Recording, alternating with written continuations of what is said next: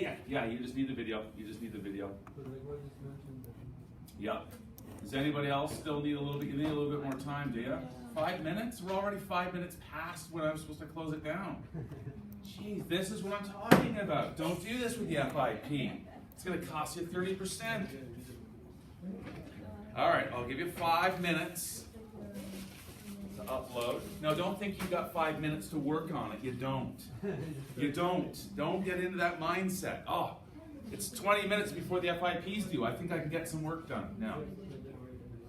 Whatever you think you're going to achieve in that half hour, 2 hours, half a day isn't worth the risk of getting that 30% reduction.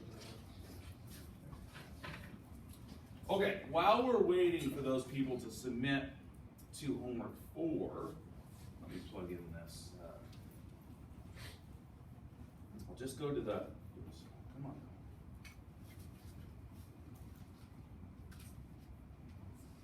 Just go to the homepage of our course. Everybody's probably seen this by now, but it's just next week. Oh, I'm seeing it now. Oh yeah, this port doesn't work on the computer. There we go. Okay, so you are going to you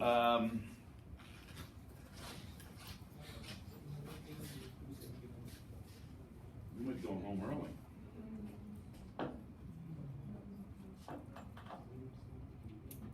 Come on, there we go. Third time's the charm, I think.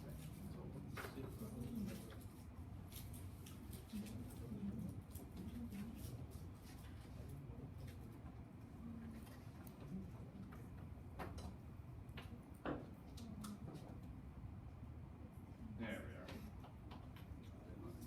we are. Okay, so week 13 next week. We're in week 12 right now. So this is our last class together as in an actual classroom. Next week will be our Zoom session. So I will post the link. I haven't done so yet, but I will post the link before class, certainly by for next week.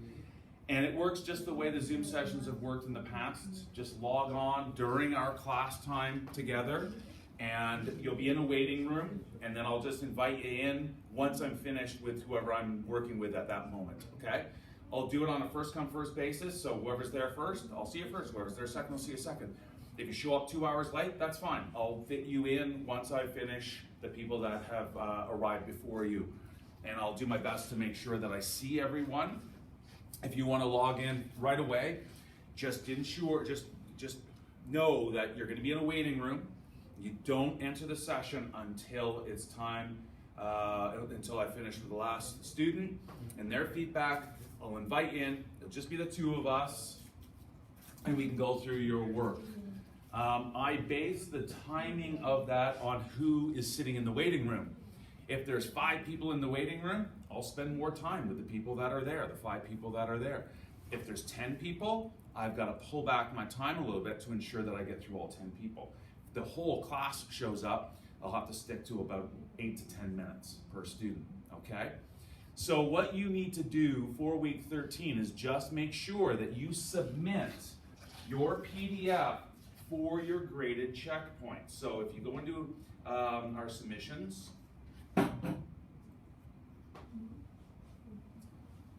you'll notice at the bottom here, just above the FIP, is our graded checkpoint for FIP. I just need a PDF or PDFs in there. As long as I have a single PDF or more than one PDF, I have something I can grade for you for the purpose of the checkpoint, which is 5%. What's that? I'm literally talking about that right now.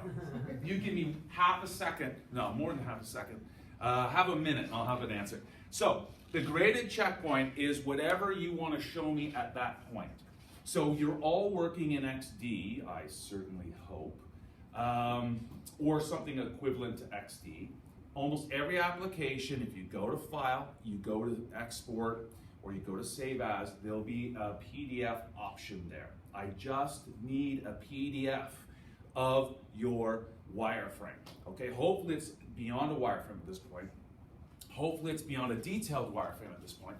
Hopefully it's a full-on design and likely prototyped. Now I know you're prototyping for Joe, so you can just take whatever you've done for Joe in XD, go to File, export all screens, all of your artboards out into a PDF. You can do it in multiple PDFs or a single PDF. I prefer a single PDF, makes more sense. And that's what you can submit. If you want to submit more stuff, if you're like, hey, I want to show some 3D work, PDF. If I want to show, I've done some photography or some green screen work, PDF. Okay, anything that you want to show as part of your FIP from the design point of view, please put it in a PDF or multiple PDFs, and I will open whatever you put in there, as long as it's PDF, okay? I don't want to open up Word files. I don't want to open up Illustrator or Photoshop and you've linked images and assets and you haven't included your linked images and assets. Or I don't have the same typeface. That's why PDF is superior for this sort of thing. It will be a self-contained file that will look identical to how you've designed it in whatever application you've designed it in. I'm just looking at design. I don't need to see any code. I don't need a GitHub link. You shouldn't have any working files on GitHub. GitHub is for text documents only, for the most part. So that, Taylor, is what you hand in, a PDF or multiple PDFs of any work that you want to show me for your FIP. I will give you a grade out of 5%. It's really there as a sort of, hey, get going on this. And most of you, actually I should say all of you have started, so it's not going to be a problem for you to submit that and get 5%. And I will open up that document or those documents when we meet for the Zoom session. If you've done any work since submitting the PDF for the checkpoint and you want me to look at it, we're just going to upload it right in the chat window, open up on screen, and away we go. We can look at it and start talking about it there. Xavier. So when is the graded checkpoint due? Graded checkpoint is due at the start of next week's class. Anytime beforehand or by the very latest at the start of next week's class. Not 20 minutes in, at the start. I'll give you 10 minutes to get that in. It doesn't really matter as long as I receive the file by next week or at the start of next week. That will do. Okay. And I'm not asking you to do anything new, so I don't want you to get anxious. I don't want anybody to get nervous. You just take what you've done already, stick it in the PDF, and you're done. It should take you no more than a minute to get those files prepared, and maybe another minute to upload it. Okay? Really simple stuff. And then that will be it. You don't have any more stuff for me to submit. That will be all of your grades with the exception of your 30% for the FIP. Actually, I should go to the home screen of our course. I do have it broken down. So there is our, talk about our face-to-face next week. And then I have recapped what you need to submit specifically for design and image. Okay? Now this is just the list that shows up in, or that is in our document, our final integrated project document. The reason number 1 is in red is because I don't need your finished website. If you want to include a GitHub link, I'll look at it. But I'm not grading your design from the website. And the reason I don't do that is because I've had students in the past that unfortunately something went wrong with their code and it broke and things weren't working. I can't grade anything if I can't see anything. So I don't grade from the finished website, okay? I grade from your design files. And the benefit to you is you will still get a grade from me for those designs, and if your code doesn't end up working or something goes wrong with your code, the grades that you'll get for your design work that you submitted to me will help to offset any losses that you might incur as a result of your code not working. That's not gonna happen to anybody, I realize. But should it happen, that's why we do a cumulative grade, so that other courses can help to sort of take some of the slack that might happen as a result of issues that happen in other courses. So I'm not looking at your final repository, I'm not looking at any of your files on GitHub. I don't need GitHub at all. I will be seeing your website when you go to present on Tuesday, Wednesday, whatever day you signed up for. Okay, so I'll see it then. I'm looking forward to seeing it, but I really just need to look at it before you even started writing code. I need to look at it as a design. Does it work? Is there consistency from page to page? Is there a logical workflow? Dynamic content, like some moving images, moving content, that sort of thing, is all what I'm looking for. So what does concern us? Well, a fully functional prototype of your mobile tablet and desktop, such as what you're setting up for Joe's class. Whatever you're handing in for Joe in terms of that XD file, you hand it in to me, same file. You don't have to do anything different to it. Just hand it in and I'll grade your work for number 2 off of that file. Number 3, a brand document, which you started for homework number 2, right? This is not the Fanshawe document, that was homework number 3.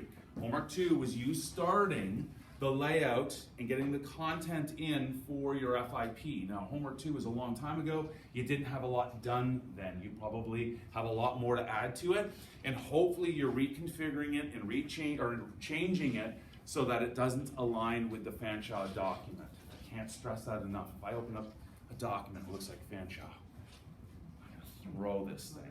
I hope no one's in the room when I won't. But don't do a Fanshawe document, all right? We've said that enough. So that just needs to be completed. I'll take you through the requirements of that number 3 in a moment.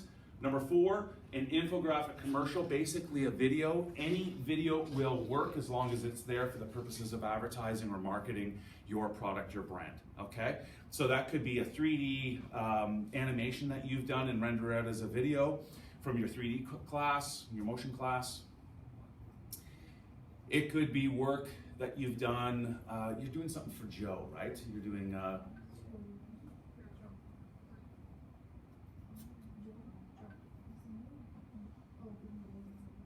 what else? You're doing a video, aren't you? A promotional video? Oh, is it for John? You guys have John, not Joe? Oh, okay. What does John want you to do? Okay, so that works. The Cinemagraph, if you chose to do the Cinemagraph for homework 4, which are still, hopefully you've handed it in at this point. So whatever you just handed in, if you tailored it to your FIP, that works. I just need some sort of self-contained video that is there for the purposes of acting as a commercial or some sort of advertisement promotional thing for your brand. That's number 4. Number 5, a mock-up of the packaging and a package template. So the package template is essentially just the flattened version of a package. If you bought a box of cereal and you carefully undid it all, it would be flat, and that would be the flat version of that. That would be the template of that packaging.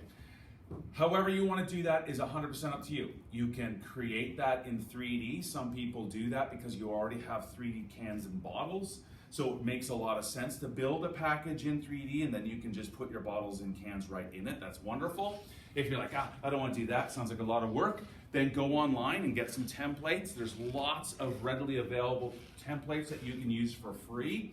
Even if it's watermarked, that's fine with me because this is just proof of concept. It doesn't need to be finalized.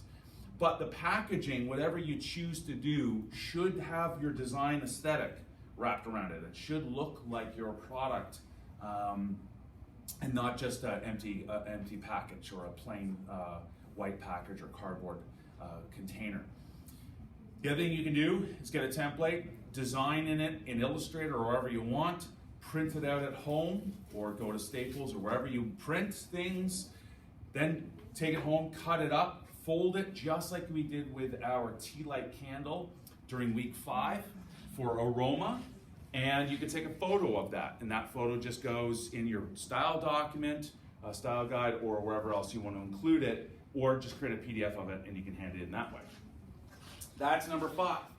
Number 6 is simply, it's not a requirement, it's simply anything that you've done as part of the process for this FIP, whether it be taking original photography, any sort of design work that you've done, maybe additional 3D work that you have done, brainstorming, thumbnails for logo designs, exploring colors for your brand colors and your typographic studies. Anything that you've done in terms of work that has led you to this point where you're submitting your FIP, just include that in a PDF, and I just love to see it. I love to see how this came about. What was your thought process? That's all 6 is. It's not a requirement. It's just saying if you've done any of this stuff, please hand it in, part of the PDF. I'd love to see it. Okay, let's go back to style requirements for our style guide, which is talking about number 3. This is nothing new. This is just taken directly from the homework number 2, which was your style guide for your FIP as a homework assignment. So we need a title page, so right away I need to know, hey, what am I looking at? I'm looking at this particular product, this brand. Table of contents will be whatever it is that you need it to be to fulfill the contents of the document. Logo, sketches, you don't normally include that as part of a style guide, but I would love to see it again because I'd like to see how people generated ideas and how their finished design came from these sketches. Black and white, high contrast version at the very least. That should be done, of course, as a vector, probably in the Illustrator. Then grayscale, then color. Grayscale is only needed if you have color. You do a grayscale version to then do a color version. And the grayscale works just the same as a wireframe. You use different values of gray to determine which is going to be sort of darker parts of the logo, which are going to be mid-range values of the logo, and which are going to be lighter versions of the logo. Okay, and then you take your brand colors, and you take the darker colors of your brand, you stick them in where the darker gray is, and so on and so forth. Okay, that's what a grayscale is there to do, and then the full color if you have that. And I think most of you are dealing with a full color logo. Clear space for your logo, determine that as you will. If you need reference for any of these bulleted items, I posted all sorts of brand documentation, the Jamie Oliver, the Walmart, the TELUS, the Fanshawe ones in there, all of that stuff for you to use as a reference to see how this stuff is all done. We did it anyways, homework 4, and for homework 3, which is the Fanshawe document. I need to see the representation of the logo at 48 pixels, which is roughly about ½ an inch, and 192 pixels, that's 2 inches. Now, is that width or height? I just thought I'd toss a question out there to see if anybody's actually listening to me. I'm barely listening to myself at this point. Is that width or height? No, it's height, man. Come on. Yeah, it's height.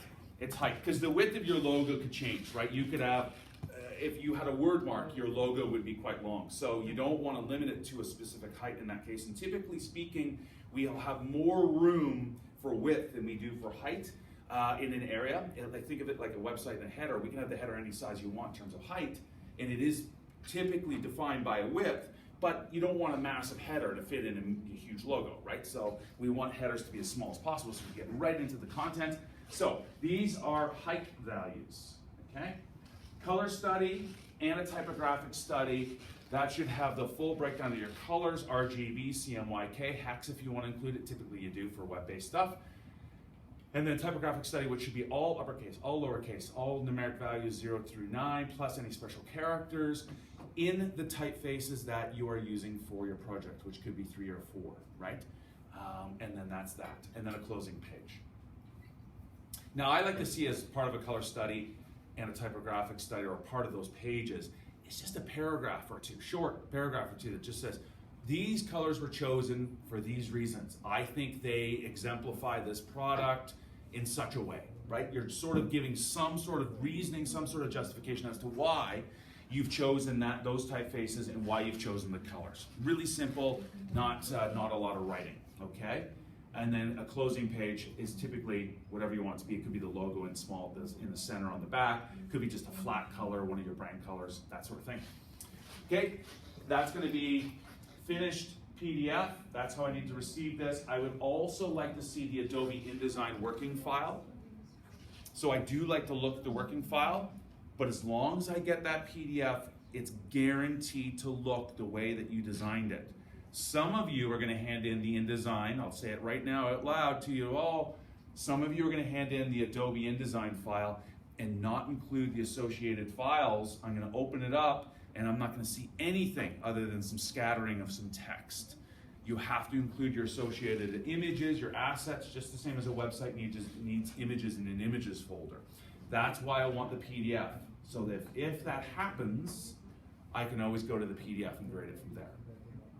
You can't go wrong with PDF. Anytime you hand something in, PDF, even if you're handing working files, because it guarantees that I will be able to see what it is that you are intending it to look like. Okay, any questions, concerns about the FIP, what you're submitting, Zoom session next week? Xavier? Many, but I think it's better I talk to you after class. Okay. Any other? Everybody's good? All right. Speak now, forever hold your peace. No, I've got next week too. So if anything comes to mind, just bring it up in our session next week, or send me an email. All right, I'm closing this down, so if you haven't handed in.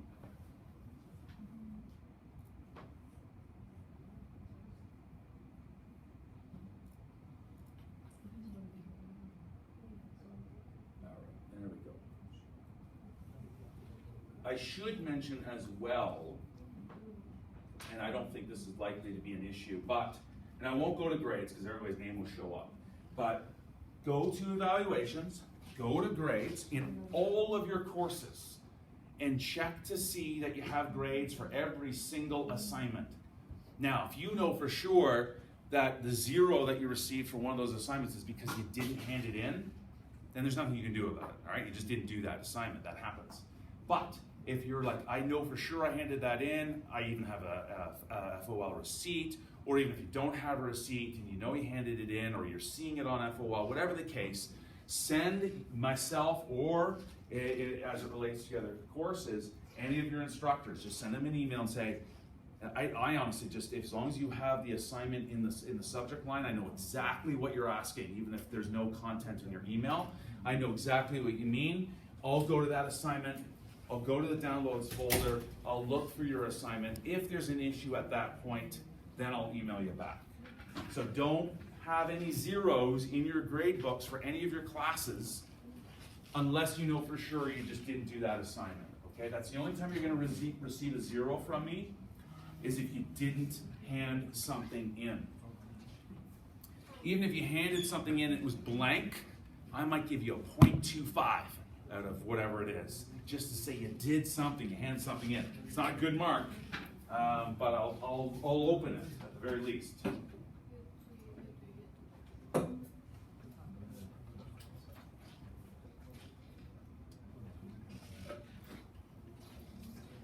Okay. Whew. She's leaving, she's taking off. She's had enough already. Bye.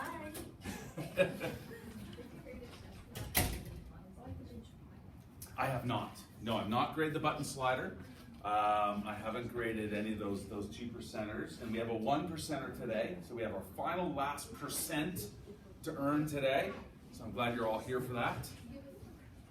I will grade those. I will grade those. You should have grades for everything else, with the exception, obviously, of what you've just submitted today. Are you holding out for that 2%? Does your whole term weigh on that 2%? Just wondering. It's still 0, yeah. No, I haven't graded that yet. I'm willing to bet you're going to earn your 2% on that. Okay, let's get to what we're working on today, which is finishing up our Tesla animation. So again, this is we just took a sequence out of a promotional video for Tesla. This is years old, and I wanted to recreate it. Just one sequence, which was this sequence that was the interior of the car. And I was able to go online, find assets. I didn't find anybody with an arm, so I had to shoot that video, and we used a green screen. We went through that process. We keyed it out, and we fixed it up, and we colorized it with an adjustment layer. Still needs some work, but it's there, and the values look consistent with what's going on in the car. It's not a great piece of footage anyway, so I'd probably reshoot that, but it's a good placeholder image or video for right now. The seats came directly from the original video because I couldn't find the exact same sort of seats and positioning at that size for a video. So I just scooped those, and 2 weeks ago we masked it out. We got the interior. We had to swap out the dash so that it was the interior for the evening or for darker situations like a tunnel or that sort of thing. We masked out the window. We put in some atmospheric, some snow. We got things moving. She interacts with the car, the moonroof. She slides it down, and as a homework, or as an in class, but sort of extended into a homework assignment, your challenge was for 2% to see if this button would corresponds to that function So either you do it this way or you do it that way, but whichever one you do, when it slides down, the corresponding element slides with it, right? In exact tandem with that, that pacing and that vertical slide. So you got the 2% hopefully for that. That's all done. And then we did a Tesla logo animation. That's what we started with, which is actually going to not be a bumper, which would kick off an animation. It's actually going to be the very last animated sequence as part of this. So we watch this whole sequence, we're getting all excited about this car. Maybe they're mentioning it, maybe they're not, maybe it's a big mysterious thing. What is this, what is this? And at the very end, we get the music and we get the animated logo and we get maybe a voiceover and it's Tesla, right? So that's what we're gonna do. So let's go to our folder and we've got to go into our Tesla logo animation from 3 weeks ago. So hopefully you have that. And just open that up wherever you have that.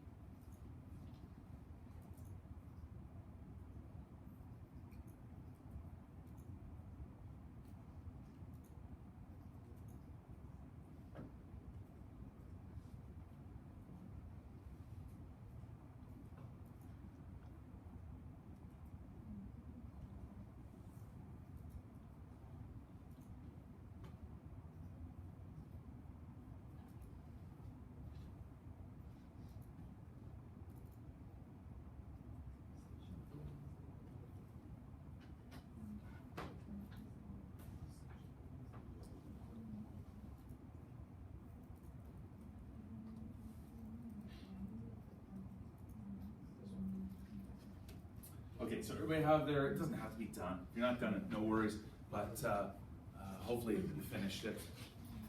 Yeah. Can you upload yours? Mine isn't working. Do you have one?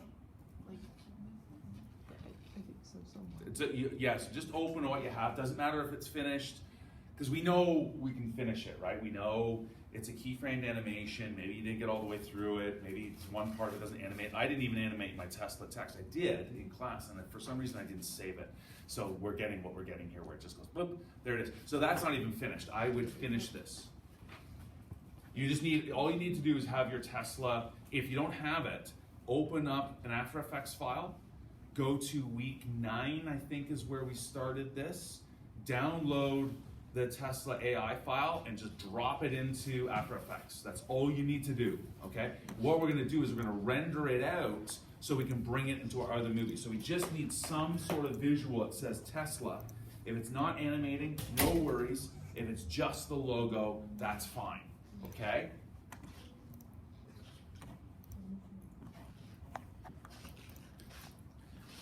So wherever your animation is, or if it's completely static, it doesn't matter. All we're gonna do is we're gonna render out of here so that we can see the process, just finish off the process. Wait, so which ones we dropped in? What's that? Should be week 9. I put it in, I think we started at Tesla, or maybe it was week 8. Let's take a look. Should say Tesla if you just go to content and check.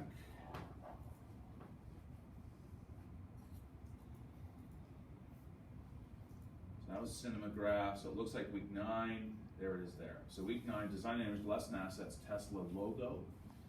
And you just need to create the... Okay, so we have something. We did a couple, we animated it a couple ways, right? We put on, the first one we animated, we used animators. So we converted all of our files to shapes inside of After Effects. So we brought it in as from Illustrator. We brought it in as an Illustrator file, and then we converted that Illustrator file into shapes. And then we could get rid of the Illustrator file because it's now they're shapes that were created inside of After Effects. And then we used animators. So we actually went into each of the objects and actually animated them that way, okay? Where we were working with each individual path, and we put on a trim path animator, and we keyframe that all out. Then once we were done that, I showed you a different way of doing it, which is using the write on effect, which if you go into filter, it's in there, and we can now paint over it, so to speak, and then reveal that as the paint sort of animates. Okay? So we did that version as well. So we did two different approaches, and then we did a third one where we just used a basic mask and just animated the mask from right to left. Okay? So lots of different ways to animate. Some sort of animation just to get it moving, and this one's using the write on effect, so it draws it out. Okay? So what we need to do is we're going to a project that is 1,400 pixels wide. So let's take a look at this composition. We didn't worry about this initially, and you know, you probably should worry about it initially, but we can always get it to work, and I'll explain that when we take a look at it. So let's go to composition, go into composition settings to see what the size of this is. And it's 1920 by 1080. So it is larger than the video we're going to be taking it to, which is great. Same with, it's like photos. When you're taking photos to the internet or you're putting them in a design, you're working with photos, you want your photography to be much larger than what you ultimately need it as in terms of size, because that allows you to scale it down, and that helps to tighten up the overall clarity and quality of your image, as long as you're not scaling it too much. So the fact that this is significantly larger is not a problem. Now, if it were smaller, what we would do is just take these objects, because they're shapes, they're vector-based, so we can make them larger. As long as we proportionately scale it, we can make this as large as we want, because it's vector-based. Or we can go into composition settings, change it to the physical size that we want. The screen will increase, but our artwork stays at the original size. Okay, so that would be another way of sort of fixing it, quote unquote, if it were an issue. It's not an issue because it's larger than where we're going to be taking it, so that's okay.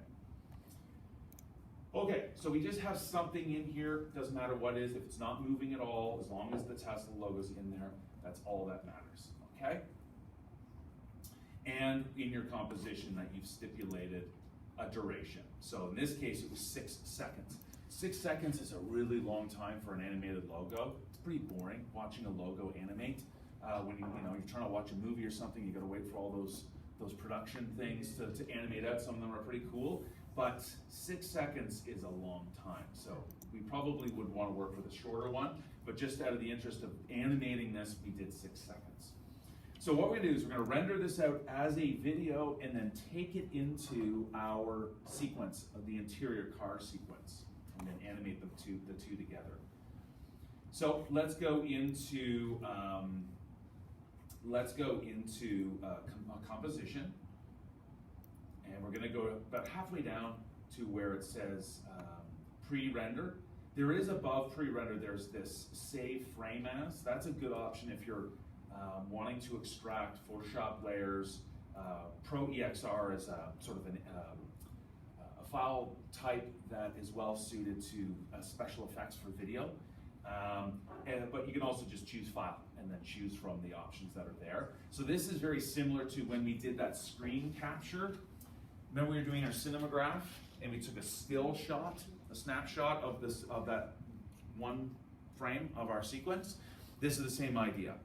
And I was saying to you a couple weeks ago, I sometimes design stuff, even if it's not supposed to be, if it's static, a static design, it's not going to move at all, it's not an animation.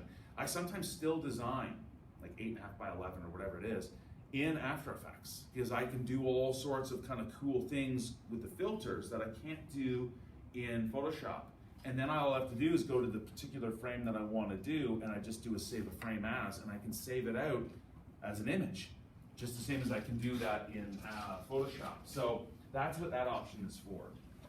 That's one of the options that option will allow for. So what we're going to do is we're going to go to pre-render. Pre-render is rendering out, so we gotta say, hey, where do I wanna send this, what do I wanna call it? So let's just make sure, we're gonna send it out as a QuickTime. If you're a PC user and you're like, I can't play QuickTime because it's a Mac format, don't worry, because we're gonna be bringing it back into After Effects, and After Effects does support MOV files, QuickTime files, even if you're on a PC, okay? So don't worry about that, say save. And it opens up our render window at the bottom there, where our timeline normally would be. Now, we could at this point, as you can see on the right-hand side, we can send it to Media Encoder if we wanted to, but we're just gonna render out this animation. It's really small, it's gonna take no time at all to do it, so we'll just do it directly out of After Effects. But just bear that in mind, that if this is a fairly long animation, you might wanna send it to Media Encoder so that you can continue working in After Effects without it being disrupted by a render process. Media Encoder, really, that's its power. It does offer up a little bit more versatility in terms of how you can save out files, what types of files you're saving out. But it really is nice because it's an external application from Premiere, from After Effects. Allows you to continue working. So let's go to render settings down at the bottom here and just click on the arrow and just take a look. So our quality is set to best, good. Resolution is full, that's good. Our size is 1920 by 1080. Yep, that's what our composition setting told us. Are we using any proxies? No. A proxy is simply an object that's in your file that you're using as sort of a, you're animating it, you're doing all sorts of things with it, but it's not the finished thing. Maybe it's a photo that you're gonna put in there. Maybe it's a 3D element and you're just putting an object in there to animate, and then once you get your 3D object rendered or whatever you're doing, you can plug it in place of that proxy, okay? We're not using any proxies, so we don't have to worry about it.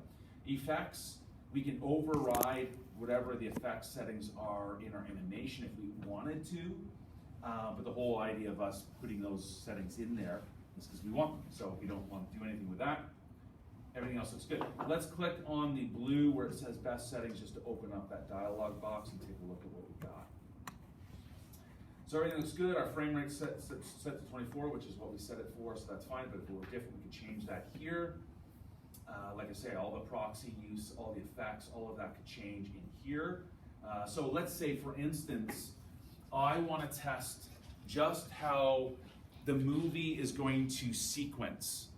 I've got a bunch of images that are a bunch of scenes in my movie, and I want to see that the transitions are all going to play cleanly in my final movie. So I might have other effects and stuff on there. I might turn all of those off so that the effects aren't and the filters aren't being rendered as that video, because that takes more time, right? I just want to see how the transitions are working. So I might go in and turn certain things off to allow me to really quickly test whether or not my transitions are running effectively. So that's what all this stuff is over on the right-hand side. Say everything looks good, so we're gonna say okay to that. Then we'll come down to this one, which is output.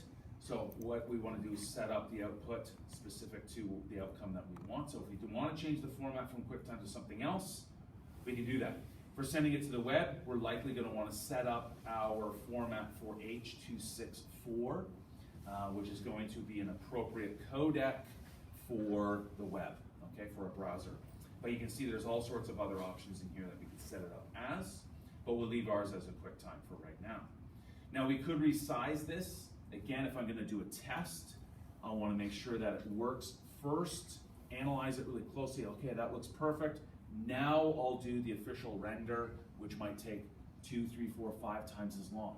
So what I might do is click on resize, go down to resize, put in my /2, hit tab, and it now cuts it in half, or put a 3 in, it cuts it by a third.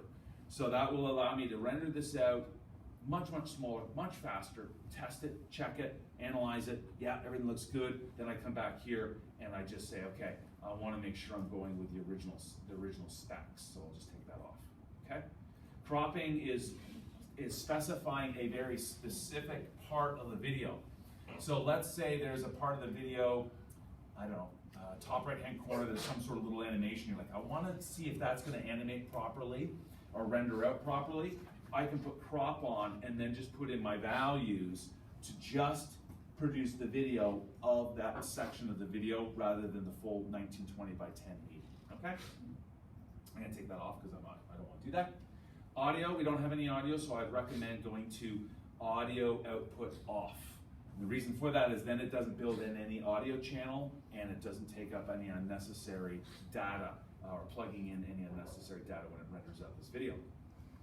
Okay, say okay to that. The last one is the output. Where do I want to send it? Well, wherever you want to send it, there we go.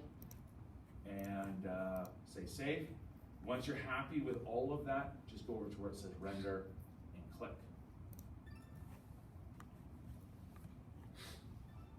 You guys are fast.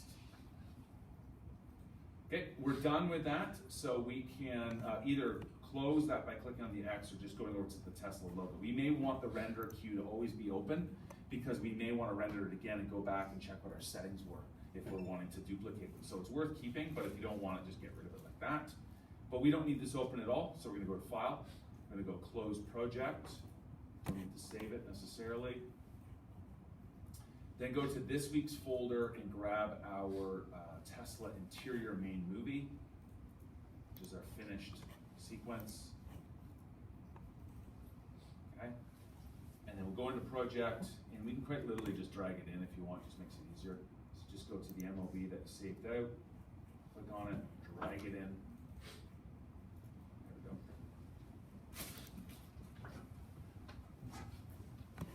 go. Okay, so what we're gonna do is we wanna create a transition from the last sequence, which just happens to be this interior scene, and we want to more or less go to a black screen and then kick off our animation for our logo. Okay? So you don't have to do this next step, but because we want to do a transition, it's sometimes easier if we don't have to deal with all our layers. Okay? So what we're going to do is we're going to take all of these layers now and sandwich them right into a composition. So we can just deal with them all as a single unit rather than have to animate them all as a collection of layers. So what we're going to do is just unlock everything, click on the bottommost layer, which is likely going to be snow, because snow is sitting in behind all of our other layers.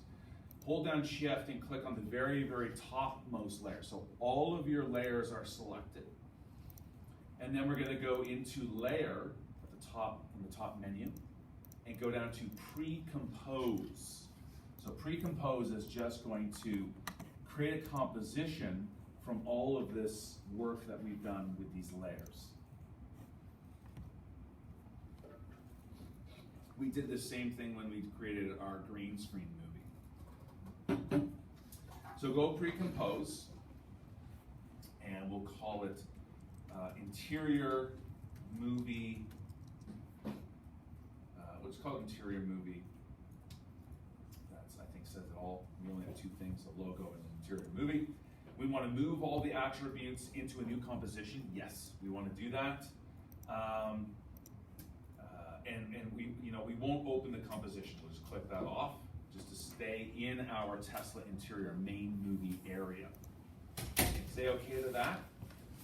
Nothing changes other than all of our layers collapse down and have been bundled into this new one called Interior Movie. We're still inside Tesla Interior Main Movie, which is where we animated all of this. But now it's all sitting inside a single composition.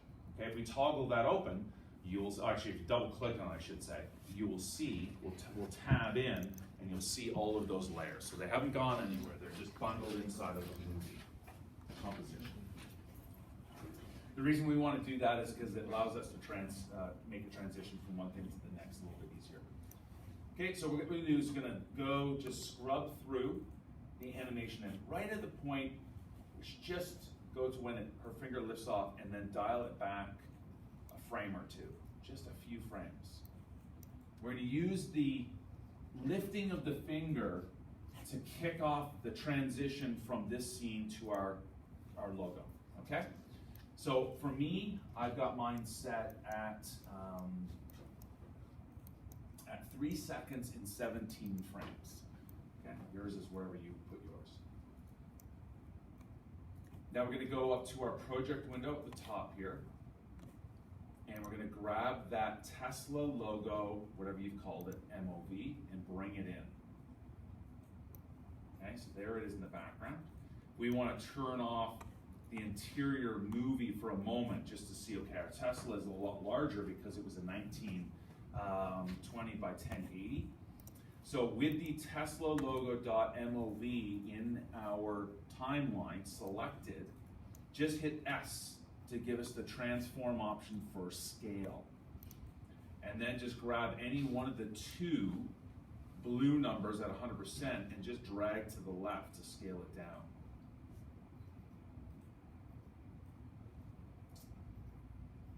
Okay. And then if we want that background composition to change the color of our Tesla, if it's a different color, remember the Tesla has that textured background, we can go back into composition settings and go to background color, just grab our eyedropper. I'm just gonna place it over my background of my Tesla logo, click, and there we go.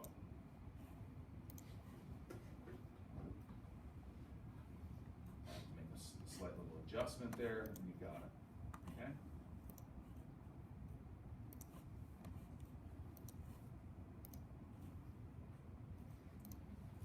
Now again, mine was at 317. So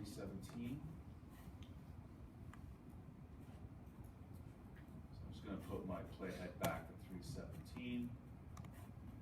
And then I'm gonna take my Tesla logo movie, and don't grab the front and pull it.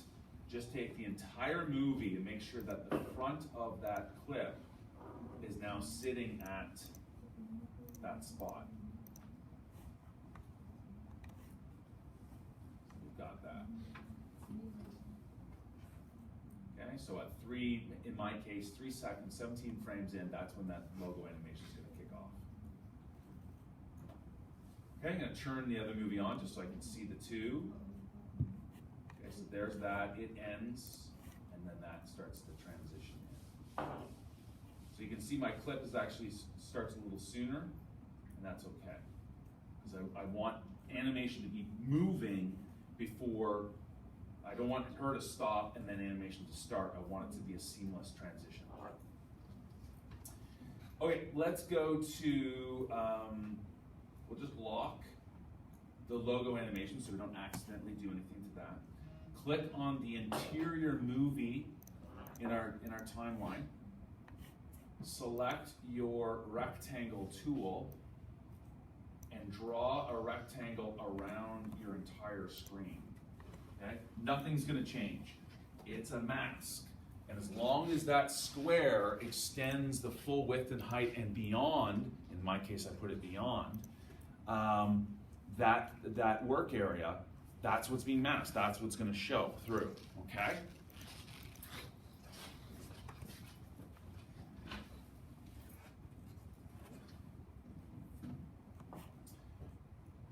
Just going to dial back. You can hit Command or Control and use your arrow keys, left and right, and that will just move frame by frame. So I'm just going to move it back a tiny bit because I want to start my animation a little bit before the finger comes off that screen.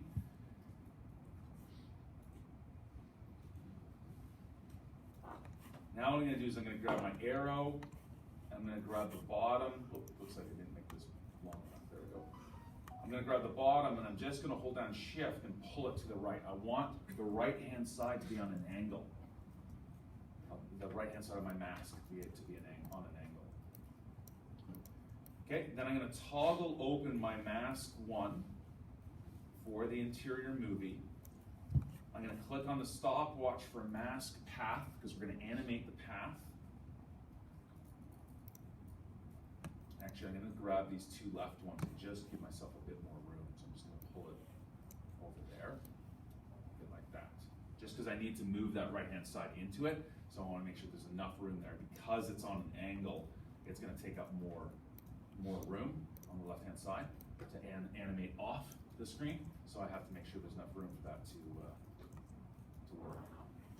Okay, so now what I'm going to do is I'm going to click on the 2 right anchor points. I'm going to just move my playhead forward to the point where the finger comes off. So I'm going to put mine just right now, I'm going to put it on the 4-second spot. And then I'm going to put in another keyframe, so I'm going to click on the diamond. And then I'm just going to grab the 2 right anchor points, hold down shift just to constrain the angle that I'm dragging it along, or the direction I'm dragging it along. And then I've got that. So I'm animating the mask from the right-hand side, and it pulls over to the left. Okay. So it starts to slide down. Finger comes off right about the point. Oh, maybe I gotta go just a second further here.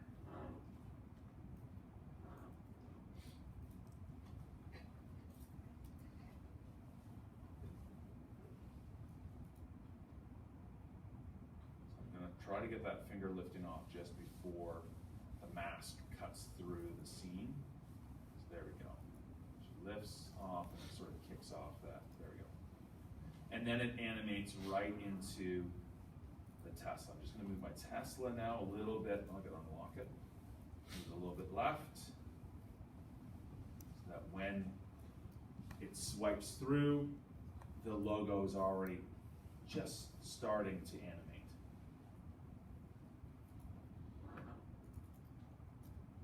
Okay. Now we didn't adjust our composition length, duration, based on anything last week. We really were just sort of just creating it. We didn't know what the lengths were going to be. So this movie doesn't end, and it's because we don't have it set up long enough. It's only set up for 6 seconds, and our animation is 6 seconds, our logo animation, so it needs to be longer than this. So let's go into composition, composition settings, go down to where it says duration. I'm going to put in 8, just see if I can get away with 8. Say okay.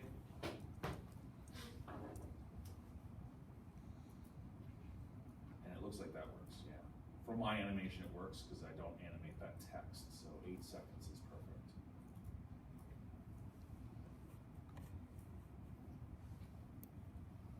There we go. Now, if we want something a little bit more dynamic than this, let's do this. Let's just toggle these closed. We're going to select interior movie, and we're going to hit Command D to duplicate it, and we will lock the other 2. And in fact, let's hide the first interior movie. So we're just going to hide this one and just have the copy one visible. And we can do a couple things. So what we could do is hit S for scale and just type in 115, let's say. Make it a little bit larger, okay?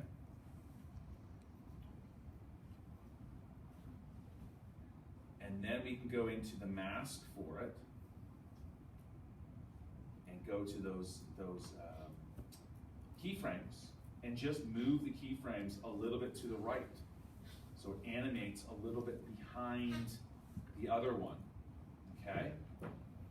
And then what we'll do is we'll swap the position. So we'll take the one that we're working on currently, the interior movie, and drag it below the other one. So you get this sort of dual effect. See how it looks like it's got that kind of cool transition there.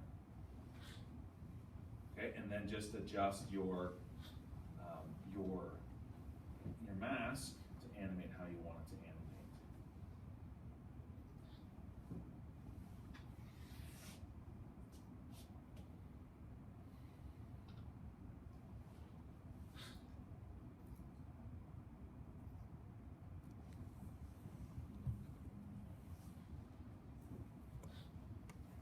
Okay, then what we'll do, just so that we can enhance the look of that, is let's just close that.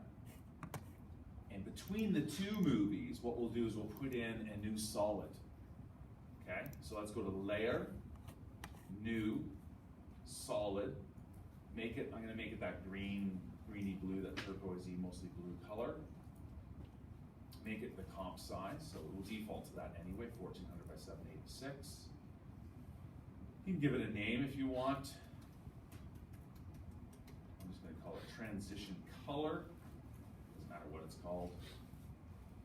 Throw it in there.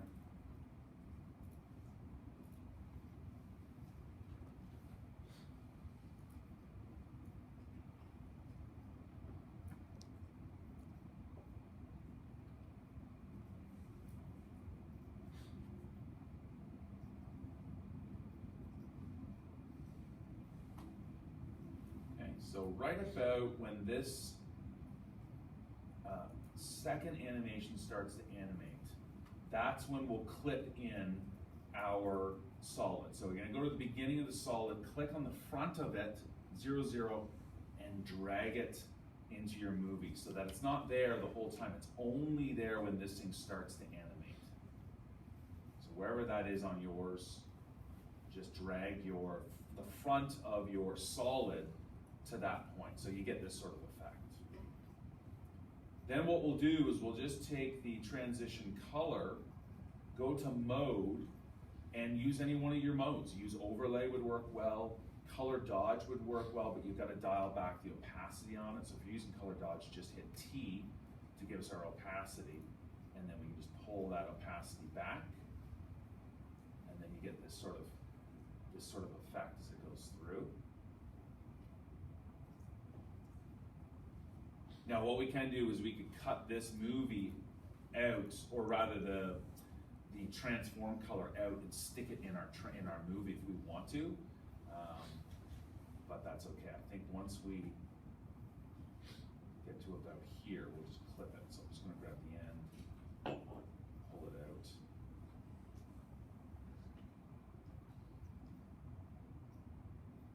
Sort of get that effect.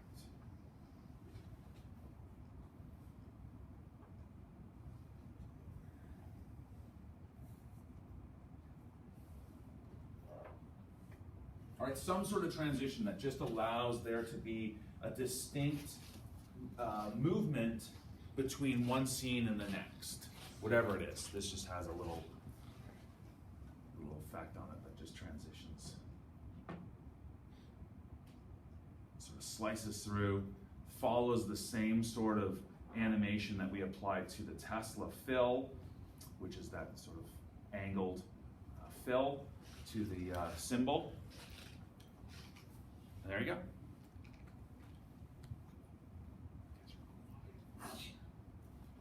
You guys are eerily quiet. Okay, so save that if you want to save that, but that finishes off the Tesla sequence. So we did the green screen, we keyed it out. Last week we stabilized the shot, so it didn't look like that arm, which is a video, didn't look like it was moving around a lot, but when we analyzed it, we could see that there was quite a lot of movement as a result of just the camera being moved. It was on a tripod, but the wind must have been such that it moved it enough. And so we locked it down using our stabilized motion option in our tracker in After Effects. There is a thing called a warp stabilizer. It does the exact same thing. My recommendation would be, if you're trying to stabilize a shot, you select your video, go to tracker, and try your warp stabilizer first. But if you've been working on your file, do a save first, because the warp stabilizer could potentially crash your system because it's doing a lot of processing. It has to analyze it, and then it has to perform the locking down of the movement, the stabilization. So it could potentially lock you out or shut down After Effects. It's not going to happen, but if it's going to happen, it's going to happen with an effect like that or with a function like that. So that will work. The warp stabilizer will do a great job. If you run that and you're like, it's still moving, or I don't quite like it, or I don't have enough control over it, that's when you do the stabilized motion, which uses the track point, which is what we did in class, which is a manual process of stabilizing your shot. So if you're doing any sort of video, you should look at whether or not you need to stabilize that camera work, okay? So we did that, did our green screen. We masked part of the green screen because we still had that darn wall on the right-hand side, which would not be affected by keying it out with our green screen because it wasn't made green. What else did we do? Did our logo animation, looked at a couple ways of animating a path. So trim is one, using an animator, and then the other was the right-on effect. Okay, so you take all these things, you put them together, you end up with a half-decent little animation. Okay, so let's close that. Oh, you could render this. I haven't rendered this, but if you wanted to, again, we could go to composition and go to pre-render. Render it out if you want it as a finished movie. You can do that. Okay, so I'm going to close it. And then if you could go to FOL and grab this week's files.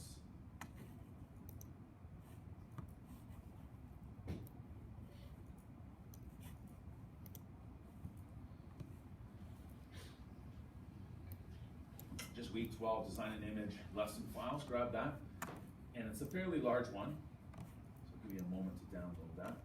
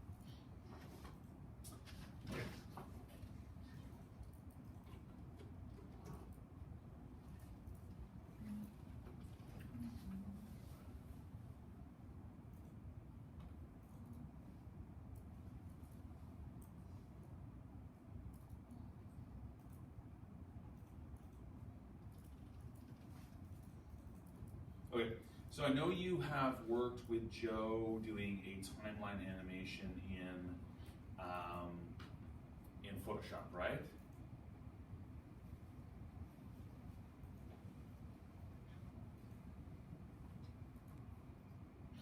All my questions now are rhetorical. Yes, you have. And so, I don't want to go through this because I know you've been through it already. But we can use the timeline in Photoshop to do a lot of the same stuff that we can do in After Effects that we can do in Premiere, right? Now you might ask yourself, well, why would you do that? Isn't After Effects infinitely superior for this sort of thing, for animating keyframe animations along a timeline? Yes, it is. It's absolutely far more powerful than Photoshop. That being said, there are times where you've designed a file in Photoshop and you want to animate it, but you just want some basic animation stuff. That's when Photoshop is really well suited to that. Rather than take it all as individual layers back in through After Effects and set everything up there, you can just work from your Photoshop file and render out something there. So we have an animation here, which you just have the animation, which is just a little insert. It's just going to have some text overlay in their website, and it's just a little advertisement. Very, very easy to create though, right? So we've just got a Corona bottle. This was just from Pexels, I believe, this image. And it's just this sort of little advertisement insert, some text, which could be markup and likely should be markup. I just built it all as one thing just so that it was done. And really just with using a mask for the bottle, you can just sort of create this little sequence. It's nothing much, it's just something that's moving on the page. It might be advertising this particular product as a header for this particular page, or rather for the page of this product. And you might have multiple pages for multiple products, and they might all have headers with just a little video sequence. And all it's doing is just some subtle transitions that are happening in the background of that image. And it's just taking the elements of the image and animating them. So you'll see things moving around in the background, and you'll see some light reflections off of the container that it's sitting on. The bottle itself has a little bit of a light effect.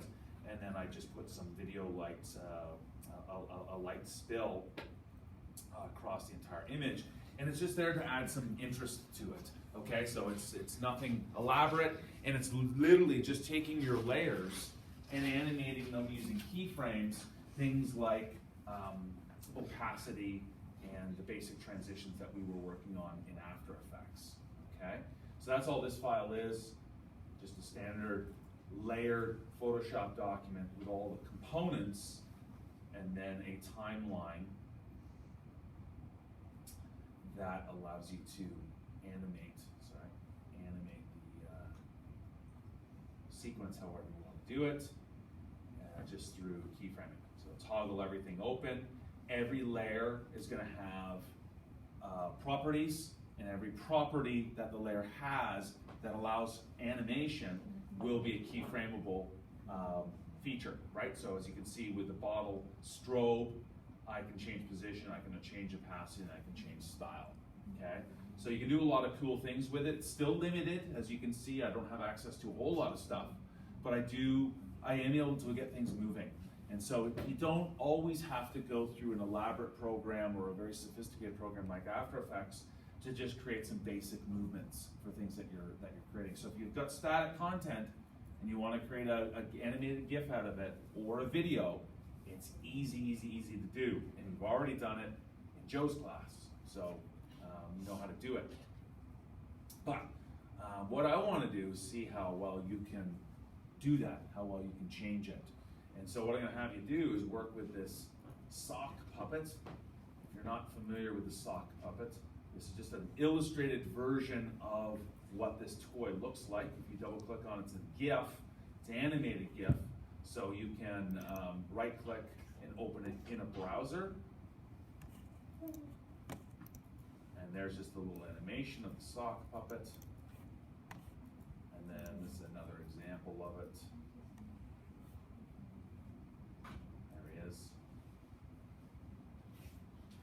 That's a fast animation, so that's moving really quickly. I don't know why it's set up that fast, so we gotta change our timing intervals in Photoshop, so we would need to come back and just make sure that when we animate this, that it's about, if I were to click on this icon here, I can control the timing sequence of it.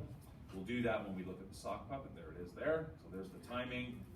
And I could go in. This sits at 3.5 seconds. So it sits there when he's going, hey, and then it closes back up. Okay, so what I want you to do for your whopping 1% that is left in this course, after this is done, you have no more grades other than the 5% for the gridded checkpoint next week, and the 30% for your FIP, is I want you to work with this. Now, I'm not going to take you through how to build this as a lesson, but I will explain it to you just as a refresher for anything that Joe covered. I'll just go over it. So let me just go through my working file of how this was created. So first I start off with the video. So like the dance sequence that we looked at with in visual communications for line, when we talked about line in our elements of design week 2, when we had those 2 dancers, we talked about, hey, how would we be able to recreate this if the client said, I want to have 2 dancers dancing to this music? You're like, well, I can't draw. How am I going to do it? And we discussed that. Well, all of you could do it. And we determined that what we need to do is film dancers and then rotoscope it, draw them out. Very similar to the rotoscope process that we did last week in After Effects. So this is what this is. It's just a slow motion video capture of the sock puppet. And so what you have to do first is go, okay, I'm trying to advertise this toy. What is it about this toy that is, it's thin? Well, it springs out of this box. You crank the wheel and it springs out of the box, okay, if you're unfamiliar with it. So it's a very kinetic toy. It has movement. And so we want to get that across. If you don't have movement in the advertisement for this toy, you've lost all the impact of what this toy's about. It's all about the movement. So we need that.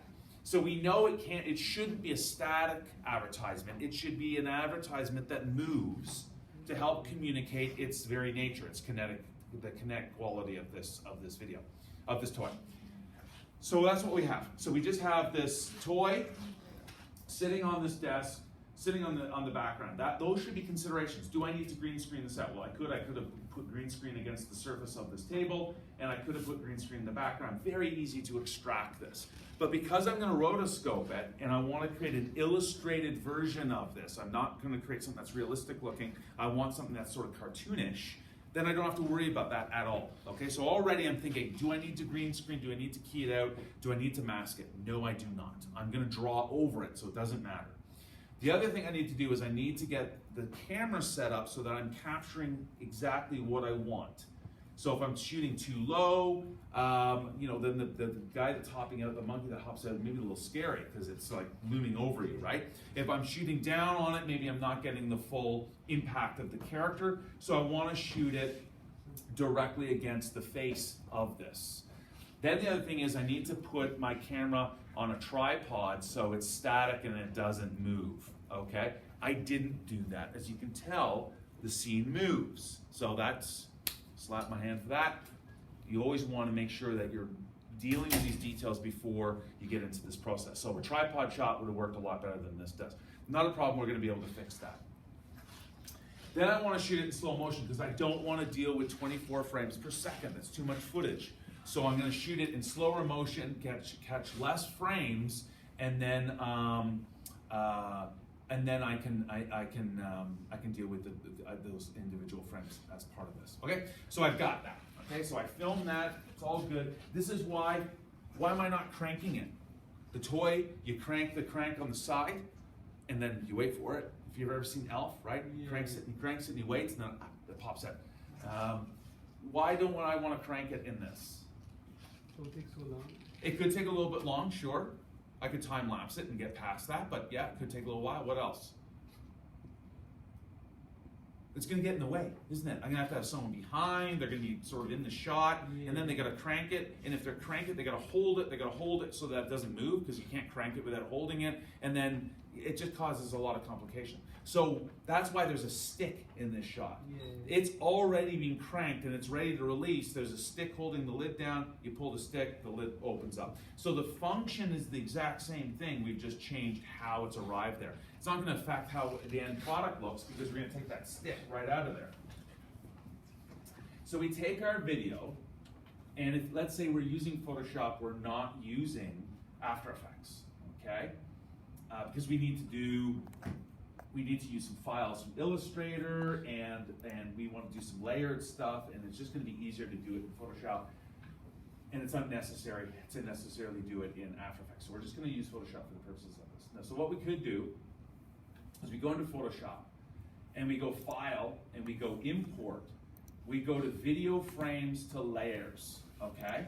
So as long as you have a video, you can import it into Photoshop through Import, video frames to layers. And what it's going to do, it's going to take all the individual video frames and it's going to convert them to layers, not surprisingly. Now, don't take Avatar and do this because your computer will explode, all right? It's too much. But for something as short as this, it's not going to be a problem. And so it's going to create all sorts of layered content that will be based off of the videos. Again, which is why we use less frames when we're recording the video, so we're not pulling in as many. We don't want to deal with 24 frames per second for this. Maybe 12 frames, or even less. Okay, I'm not going to go through that, but there you go. We would run video frames to layers. It would create all the layers that we created from the frames of our video. It would all be stored inside, or would rather be inside of our Photoshop file. Then what I would do, and it would be done, we'd be good with it, we could start rotoscoping it from there. But the problem is I messed up when I was filming it, I just did it handheld. I thought I could hold it steady enough. You never can hold it steady enough, so use a tripod, put it against something that doesn't move. So we need to fix that. Just like stabilizing our video footage from last week, how do you do that in Photoshop? Well, I'll show you. So we would have all our layers from our video in Photoshop.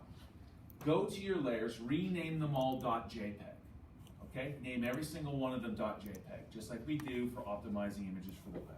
Once they're all .jpeg, then go to File, go Generate Image Assets, turn that on, and then hit Save. Once all of those JPEGs have been produced from your Photoshop file, you could close this file, all right? Then we could open up a new file and we'd run a script. Remember how to run a script? We'd go to File, Scripts, and we would load files in the stack. Then I would browse. I would grab all my JPEGs of my video sequence that I want to use. So I don't need them all, just the ones I need to use. And then when I'm in this Load Layers movie, we didn't do this last time because we didn't need to, but since we need to make sure that this monkey isn't jumping around because of my footage poorly done, I would click on Attempt to Automatically Align Source Images.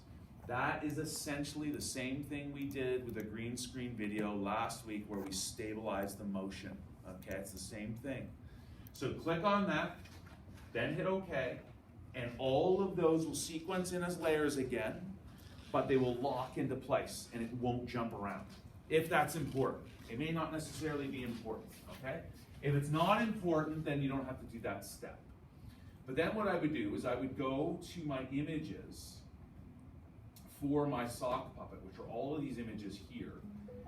I would import those into Illustrator, and then I would draw out each one of those images. So you've got the, I think you've got the Illustrator file. So if you double click on this the puppet characters.ai, these are characters that are just drawn from the JPEG images from our video. So I'll just give it a second here for Illustrator to open up. And you can open yours while you're doing this because you're going to have to work on this file anyway. But open that up, and this is all it is. So there's my sequence of characters. I'm only using 5 puppets to animate this.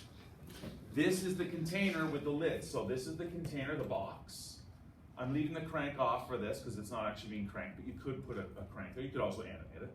The lid closed, or not closed, but just about to open. And then as it goes, the 3 states of it opening up. And then my character coming out of it, and there he is, going, hey, hey, sits there for about 3 seconds, and then it animates back. So it animates forward, and then you just reverse the animation, or it just animates back out of it so that it goes out, says hello, stays there for a minute or 2, and then it collapses back in. The reason you want it to collapse back in is so you can loop the video, so it looks like it's just continuously looping. Okay, very, very simple. All this is just drawing over the images and then stylizing it, just simplifying it and stylizing it. All I've done to stylize it is just take the outline that I put for each one of these objects that are filled. They're filled and then an outline. And then with the stroke, I just change the type of the line quality. So the default for a stroke is a solid line, but you can change it to all sorts of artistic things. So this is just a sort of an artistic brush stroke, and that's why you get this sort of frayed and feathered outline, and you get that sort of soft quality to it for this sock puppet. Okay? And that's all I need to animate with. So then that goes back into Photoshop, and I can just sequence that out and then build everything else off of that. So if I go back here and open my sock puppet animation, I called it a GIFographic because it is sort of, it's an infographic made of a GIF, so it's an animated infographic, and this is what we're looking at. Okay? So I put in all those illustrated components, and then inside of Photoshop I've just added all the text, and I've now got this self-contained little advertisement for the sock puppet, and I can put that on, a Toys R Us page or Amazon or something like that to advertise this product. Okay? So what I want you to do for your 1% is you're looking at a different file than I'm looking at. Yours is red with red text. What I want you to do is I want you to choose a color, and then I want you to insert that color in substitute of red. So wherever there's red in the file that you have, the PSD file that you have, I want you to change the red to a different color. That includes also the sock puppet as well. Okay, so it's red right now, and that's why the background's red, because it suits that sock puppet. But the sock puppet comes in blue and orange and purple and pink and all those colors. We should have a video that represents that color as well. Okay, so choose a color, whatever color you want, but then make the entire thing fit to that color inside of Photoshop. Okay. Now you don't have the typefaces that I used, but you should be able to still change color even without having to select the text. So I'm just curious to see if you're able to do that. A little bit of a test to see if you're able to do that. And it's not that difficult. It's something we did in last term, Design and Image 1. And it's just inside Photoshop. You should be able to change color on anything, whether you have access to the typeface or to the object that has that color, or you don't have access to it. It shouldn't matter. Everybody good? Wow. It's a good thing this is our last class. I don't think I can handle the silent treatment anymore. All right, so finish that up. When you're done, don't submit it yet. We'll wait till everybody's finished it, and then we've got to create an animated GIF out of it, and then we're going to look at WebP as well. Okay, so we've got a couple things to do at the end of this, but just get all the color changes in first. I'll give you some time to do that. Feel free to go take a break and then come back and work on this. If you want to work with somebody, that's cool. Get it all changed, get it all to a unified color, and then once we're all there, we'll go to the next step in producing our animated GIF, and then also uploading it to the submission folder so you can get your 1% or your 0.5% or 0.25% or whatever it is.